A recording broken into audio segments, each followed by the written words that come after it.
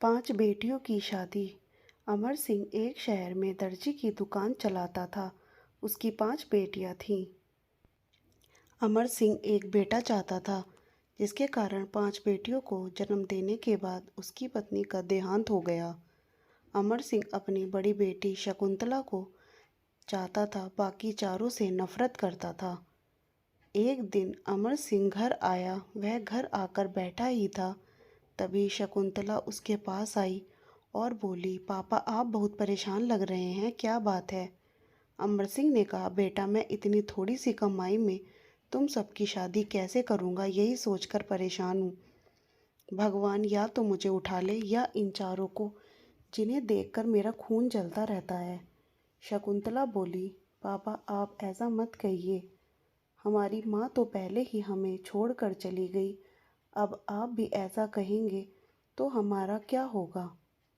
मैं काम ढूंढ रही हूँ, अगर मुझे काम मिल गया तो सब काम हो जाएंगे। मैं आपसे वादा करती हूँ, पहले अपनी सभी बहनों की शादी करूँगी, बाद में मैं अपनी शादी करूँगी। अमर सिंह बोला, बेटी मुझे पता है तू बहुत समझदार है, बस तुझे ही देखकर मैं जिंदा हूँ। अमर सिंह की चारों लड़कियाँ सुमन, रश्मि, चंचल और सबसे छोटी भावना यह सब सुन रही थी। अमर सिंह अपने कमरे में चला गया। तब चारों बहनें रोते हुए शकुंतला के पास गईं। भावना बोली, दीदी पापा हमें बिल्कुल पसंद नहीं करते, हम कहाँ जाएं? शकुंतला बोली, तुम चारों चुप करो, पापा परेशान हैं इसलिए ऐसा बोल रहे हैं। भला कोई अपने बच्चों से नफरत करता है, और फिर मैं हूं ना तुम्हारा ध्यान के लिए। मेरे होते हुए तुम्हें चिंता करने की जरूरत नहीं है, चलो जाओ सो जाओ। चारों अपने कमरे में चली जाती हैं। रात को शकुंतला को नींद नहीं आती। वह बैठकर सोच रही थी कि क्या करें।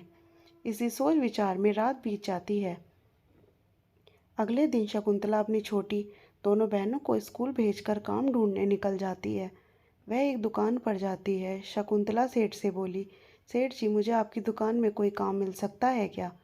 दुकानदार बोला, नहीं हमारी दुकान पर कोई काम नहीं है, आगे जाओ। शकुंतला इसी तरह पूरा दिन बाजार में घूमती रही और शाम को निराश होकर घर वापस आ जाती है। अगले दिन वह फिर से कई दुकान पर काम मांगने जाती है, लेकिन उसे काम नहीं मिलता।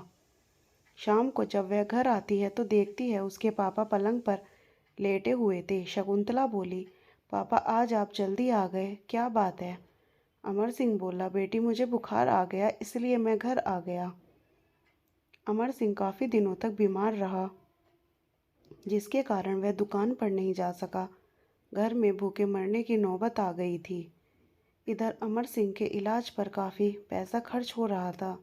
एक दिन शकुंतला अपने पापा के लिए दवाई लेने बाजार गई। वहाँ उसने एक दुकान पर कुछ कपड़े बिकते हुए देखे। शकुंतला ने दुकानदार से बात की। शकुंतला बोली, भैया ये कपड़े के टुकड़े आप कैसे बेचते हो? दुकानदार बोला, बहन ये बड़े कपड़े में से बचे हुए कपड़े हैं जिन्हें हम आधे पैसों में बेचते हैं। शकुंतला उसमें से कुछ कपड़े खरीद कर घर ले आती है। वह सिलाई जानती थी। वह उन कपड़ों से बहुत सुंदर लेडीज़ ड्रेस तैयार कर लेती है। अगले दिन वह अमर सिंह से बात करती है। शकुंतला बोली, पापा मैंने यह एक ड्रेस बनाई है, मैं आपकी दुकान खोलकर इसी तरह की ड्रेस बनाकर बेचना चाहती हूँ। ये कट पीस के सस्ते कपड़े से बनी है।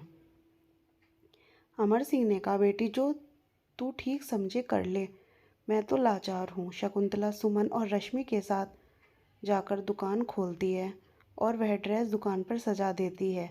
उसके बाद दोनों बहनों को दुकान पर छोड़कर उसी कट पीस की दुकान पर जाती है। वहाँ से कुछ और कपड़े खरीद कर दुकान पर वापस आ जाती है। सुमन बोली, दीदी वह ड्रेस हमने 800 रुपये में बेच दी। शकुंतला बोली, अरे वाह, वह तो केवल 100 रुपये में तैयार हो गई थी। चलो मैं और कपड़े ले आती हूँ, फिर कई तरह की ड्रेस बना लेंगे। शकुंतला, सुमन और रश्मि मिलकर ड्रेस बनाने लगती हैं। उनकी ड्रेस ग्राहकों को पसंद आती है और हाथों हाथ बिक जाती है। तीनों बहनें उस दुकान को बुटीक में बदल दिया। चंचल और भावना घर पर अमर सिंह को संभालती थी। इसी तरह समय बीत रहा था। एक दिन एक लेडीज़ दुकान पर आई। लेडीज़ बोली, मेरा नाम कोमल है, मैं एक फ़ैशन डिज़ाइनर हूँ। तुम्हारी ड्रेस मुझे पसंद है, मैं चाहती हूँ तुम यह काम आगे बढ़ाओ। इसके लिए मैं तुम्हें 1000 ड्रेस का ऑर्डर दे रही हूँ। यह लो 5 लाख रुपए, इससे फैक्ट्री लगा लो। 15 दिन बाद शकुंतला की फैक्ट्री शुरू हो जाती है और जगह से भी ऑर्डर मिलने लगते हैं। इधर अमर सिंह भी ठीक हो जाता है, वह भी फैक्ट्री संभालने लगता है। कुछ ही समय में उनका व्यापार बहुत बढ़ जाता है।